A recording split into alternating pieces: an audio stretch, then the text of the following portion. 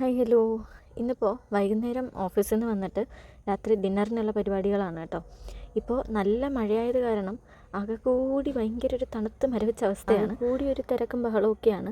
രാത്രിത്തേക്കുള്ള food ഉണ്ടാക്കുക, പിന്നെ അടുത്ത ദിവസം രാവിലത്തേക്കും ഉച്ചത്തേക്കും ഒക്കെ ഉള്ളത് രാത്രി തന്നെ ആക്കി വെക്കാറാണ്. ഇല്ലെന്നുണ്ടെങ്കിൽ രാവിലെ ഒന്നും നടക്കുന്ന കാര്യമല്ല. രാവിലെ നേരെ എഴുന്നേൽക്കുക, ഓഫീസിലോട്ട് ഓടുക എന്നുള്ള ഒരൊറ്റ കാര്യം മാത്രമേ നടക്കാറുള്ളൂ. ഇന്നിപ്പോൾ ഇടിയപ്പവും മുട്ടക്കറിയാണ് ഉണ്ടാക്കുന്നത്. മുട്ടക്കറി എളുപ്പത്തിന് കുക്കറിലിട്ട് ഉണ്ടാക്കുവാണ്. പിന്നെ ഇടിയപ്പം പച്ചവെള്ളത്തിൽ കുഴയ്ക്കുന്നതാണ്.